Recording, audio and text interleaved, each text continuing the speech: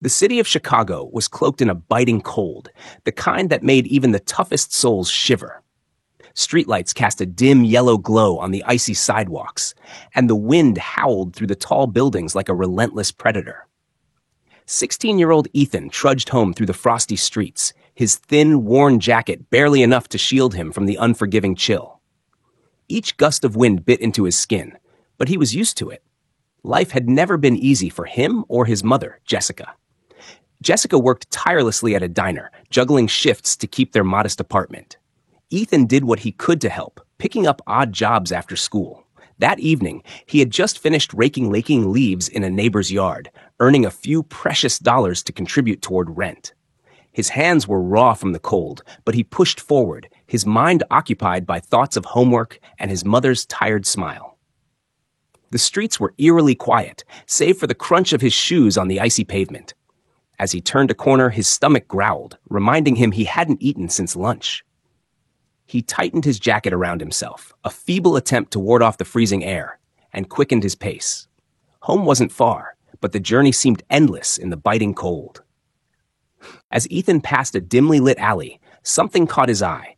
A figure slumped against a wall, barely visible in the shadows. He slowed his pace, unsure if he should approach. The figure shifted slightly, revealing an elderly man wrapped in tattered clothes. His hands trembled, his breath visible in the cold night air. The man's hollow eyes stared ahead, reflecting exhaustion and despair. Ethan's heart tightened. He knew the feeling of struggle all too well, but seeing it mirrored in someone else stirred something deeper within him. For a moment, he hesitated. His own situation was precarious. He and his mother barely had enough to get by. Yet, he couldn't ignore the man's plight. "Sir, are you okay?" Ethan asked, his voice gentle but firm. The man looked up, his gaze unfocused. Ethan crouched beside him, pulling out the crumpled bills he'd earned that day. "Here, take this. It's not much, but maybe it'll help." The man shook his head slowly. "Keep it, son," he rasped, his voice hoarse from the cold. "You've got your own life to worry about." Ethan felt a pang of frustration and helplessness. He wanted to do more but didn't know how. Without a second thought, he unzipped his jacket, the only one he owned, and draped it over the man's frail shoulders. The cold instantly seeped into Ethan's bones, making him shiver, but he ignored it. "You need it more than I do," Ethan said firmly, standing up before the man could protest. "Stay warm." With that, he walked away, his hoodie doing little to shield him from the icy wind. Despite the freezing air gnawing at him, a strange warmth filled his chest. He didn't know if he'd done enough, but he hoped it would help. The next morning, Ethan woke up to the sound of his alarm blaring. His throat was sore, and his body ached. As he pulled himself out of bed, he felt chills run through him, despite the blanket he'd wrapped around himself overnight. He trudged into the small kitchen where his mother, Jessica, was preparing breakfast. She glanced at him and immediately noticed his pale complexion. "Ethan, you don't look well," she said, concern lacing her voice. She placed a plate of scrambled eggs and toast on the table. "Maybe you should stay home from school today." Ethan shook his head, stifling a cough. "I can't, Mom. I've got a math test, and I can't afford to fall behind." Jessica frowned, her worry deepening. She reached out and touched his forehead. "You're cold as ice. Are you sure you're okay?" "I'm fine," Ethan lied, forcing a smile. He didn't want to add to her burdens. Jessica worked so hard, and he hated the thought of her worrying about him. He wolfed down his breakfast, thanked her, and grabbed his backpack. As he stepped outside, the wind hit him like a wall. He pulled his hoodie tighter around himself, but it was no match for the Chicago cold. Each step towards school felt heavier than the last, his body protesting with every movement. Despite his growing discomfort, Ethan pushed on, determined to make it through the day. He couldn't shake the thought of the elderly man in the alley and hoped his sacrifice had made a difference. By the time Ethan reached school, his fingers were numb, and his cheeks stung from the icy wind. The hallways were bustling with students, shedding their thick winter jackets, chatting and laughing as they made their way to class. Ethan slipped into his locker area, quickly shoving his books into his bag, trying to warm his hands by rubbing them together. His friend Ben, who lived in the same building, noticed Ethan's thin hoodie and frowned. "Where's your jacket, man?" Ben asked, raising an eyebrow. "It's freezing out there." Ethan hesitated for a moment, then shrugged. I gave it to someone who needed it more. Ben stared at him, his expression a mix of disbelief and admiration. You're serious?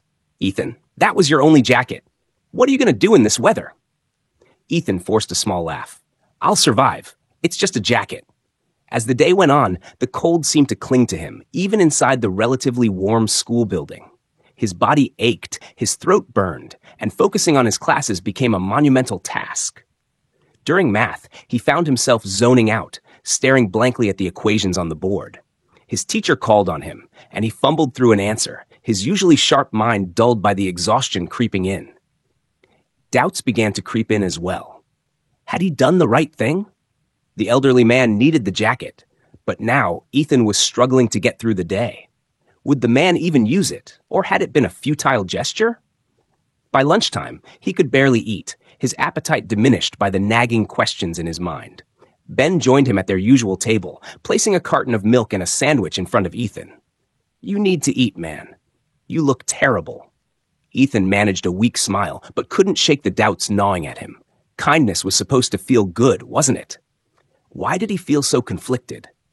That evening, Ethan shuffled home, his steps slower than usual as his energy waned.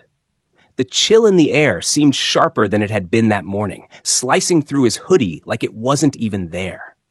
When he finally reached his building, he was surprised to see a sleek black car parked in front, its polished surface gleaming under the streetlights.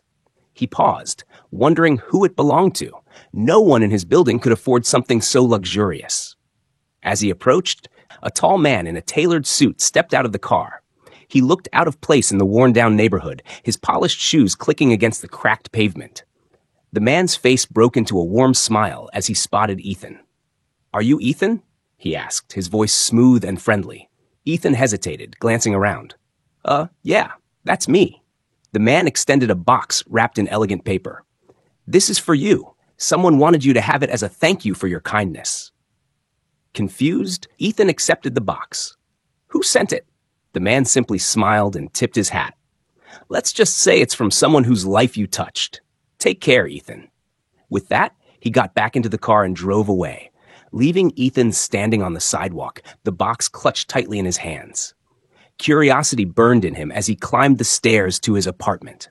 When he walked through the door, Jessica looked up from the kitchen, her eyes widening at the sight of the gift. What's that? She asked, wiping her hands on a towel. I don't know, Ethan admitted, setting the box on the table. Some guy just gave it to me. What? Ethan carefully unwrapped the box, peeling back the layers of elegant paper.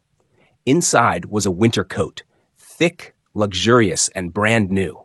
It was the kind of coat he could only dream of owning, with soft inner lining and sturdy fabric that looked like it could withstand the harshest blizzard. Tucked inside was a handwritten note. Ethan unfolded it, his eyes scanning the neat cursive. Dear Ethan, your act of kindness on that cold night touched me more than words can express. I wasn't truly homeless. I am a businessman who was testing the generosity of strangers. You gave me your only jacket without hesitation, despite your own struggles. Your selflessness moved me deeply, and I wanted to repay you. This coat is just the beginning. Never lose that compassionate heart of yours. It has the power to change lives. Mr. Bernard Ethan stared at the note, the words sinking in. The man from the alley hadn't been who he appeared to be. The jacket he'd given away had been more than just a gesture of kindness. It had sparked something far greater than he could have imagined. Jessica read the note over his shoulder, her hand flying to her mouth. Ethan, I can't believe it. You did something amazing. Ethan touched the coat, feeling its warmth spread through his fingers. For the first time in days, he felt truly warm. Not just physically, but in his heart. He had doubted himself, but now he understood. Sometimes, kindness had ripple effects you couldn't foresee. The following day, Ethan and Jessica received an invitation they never could have anticipated.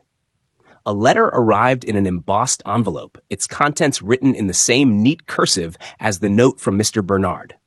It was an invitation to attend the opening ceremony of a new community center in their neighborhood. The letter explained that the center had been funded by Mr. Bernard himself, inspired by Ethan's act of generosity. Jessica's hands trembled slightly as she read it aloud. They're naming it after you, Ethan, she said, her voice filled with awe. Ethan blinked in disbelief. "The Ethan Community Center?" he repeated, stunned. Jessica hugged him tightly. "You've done something truly incredible, Ethan. You've inspired someone to help not just us, but the—" When the day of the opening arrived, Ethan and Jessica walked to the new building together, both dressed in their best clothes. The center stood gleaming in the morning sunlight, its large glass windows reflecting the hopeful faces of the families who had gathered outside. A banner hung above the entrance, proudly displaying the name Ethan Community Center. Inside, the space was filled with life. There were classrooms, play areas for children, a library stocked with books, and rooms dedicated to career counseling and job training. Families wandered through the halls, their expressions a mix of wonder and gratitude. Ethan felt overwhelmed, unable to believe that his simple act of kindness had led to something so impactful. During the ceremony, Mr. Bernard himself stepped onto the stage. He was dressed simply, his presence warm and approachable. He shared the story of the cold night in the alley, recounting how Ethan's generosity had inspired him to invest in the community. When Ethan's name was called to the stage, the crowd erupted in applause. Standing there, with his mother beaming in the front row, Ethan felt a sense of purpose, unlike anything he'd ever experienced. In the weeks that followed, Ethan quickly became a regular at the community center. Though he still had school and odd jobs to juggle, he made time to volunteer. His favorite role was tutoring younger kids in math, a subject he'd once struggled with, but had grown to excel at through sheer determination. At first, he was nervous. He wasn't sure if he had what it took to be a mentor, but the kids looked up to him with wide eyes, eager to learn. One boy, Jamal, reminded Ethan of himself, shy, reserved, and uncertain about his future. Slowly but surely, Ethan helped Jamal build his confidence, not just in math, but in himself. Mr. Bernard often visited the center, becoming a mentor to Ethan in his own way. They'd sit together in the afternoons, discussing everything from life lessons to future goals. Mr. Bernard's guidance helped Ethan see the potential he hadn't realized he had. "You've got a spark, Ethan," Mr. Guy Bernard told him one day as they watched kids playing in the courtyard. "You may not see it yet, but you're a leader. People are drawn to your kindness, your willingness to put others first. Don't underestimate how far that can take you." Ethan took those words to heart. He worked tirelessly, not just as a volunteer, but as an advocate for the center.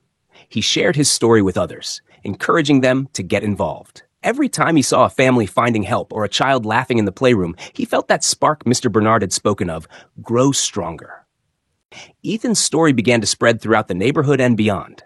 Local newspapers ran articles about the boy who had inspired a philanthropist to open a community center. Social media posts highlighted his selflessness, and soon, donations and volunteers began pouring in. Ben, who had been skeptical at first, joined Ethan in his efforts. Together, they organized events at the center, from book drives to tutoring workshops. Ben admired Ethan's determination and often teased him about becoming famous. "You're like a local celebrity now," Ben joked one afternoon as they handed out flyers for an upcoming event. "Yeah, right," Ethan replied with a laugh. "It's not about me, Ben. It's about what we can do for others." Ethan's humility and dedication inspired everyone around him. Jessica, though still working hard at the diner, found herself smiling more often. She joined the center's efforts during her free time, baking cookies for the kids and offering a listening ear to struggling parents. The Ethan Community Center became a beacon of hope for the neighborhood. Programs expanded to include job fairs, health screenings, and financial literacy workshops. People who had once felt forgotten by society now had a place to turn to, thanks to Ethan's act of kindness. As Ethan walked through the center one evening, he saw a mural being painted on one of the walls. It depicted a boy handing a jacket to an elderly man on a cold night. Beneath it were the words, "Kindness can change the world." Ethan paused, his heart swelling with pride and gratitude. He had never imagined that a single moment of compassion could ripple out so far. Months later, on a crisp spring afternoon, Ethan walked home from the community center with his new friend Mia, a fellow volunteer he'd grown close to over the past few months. The streets were alive with energy. Children playing, families chatting on stoops, and small businesses bustling with activity. The neighborhood, once marked by quiet struggles, now pulsed with a newfound hope. Mia smiled as they passed a group of kids playing soccer on a patch of freshly laid grass near the center. "Can you believe all this started with a jacket?" she said, nudging him playfully. Ethan chuckled, the memory of that cold night flooding back to him.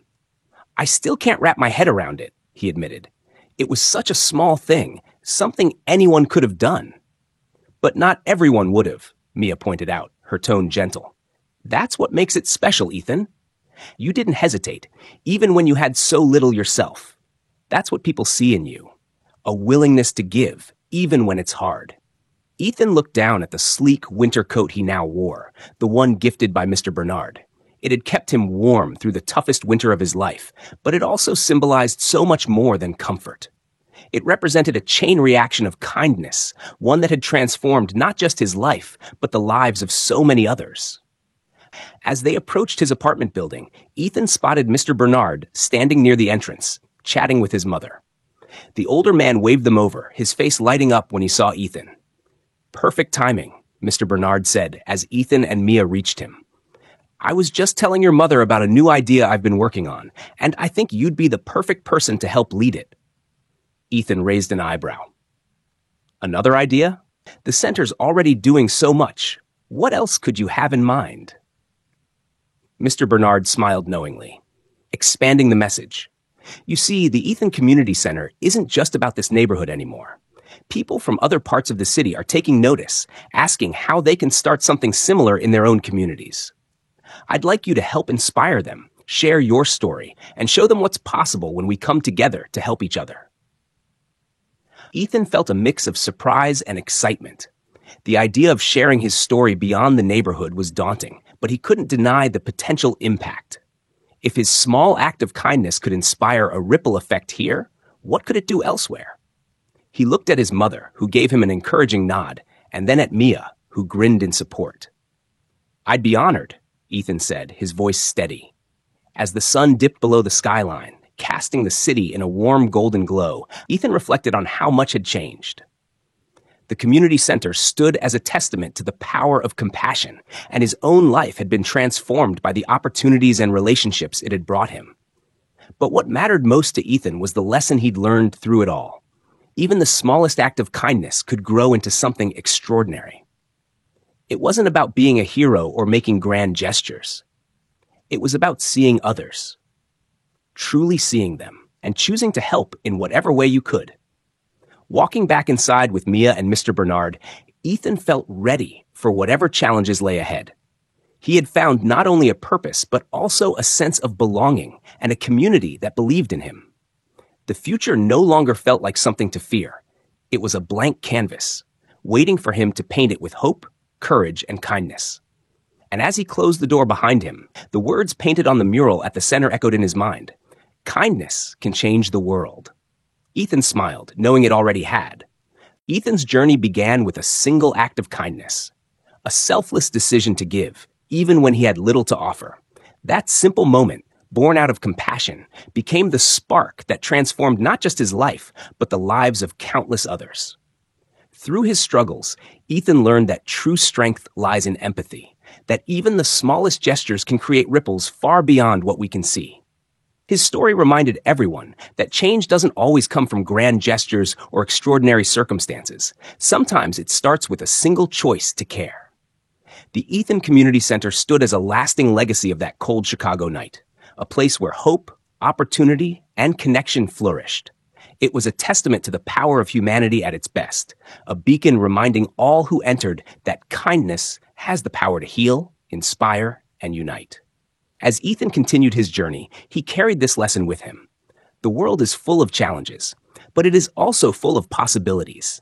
And every act of compassion, no matter how small, adds a bit more light to the darkness.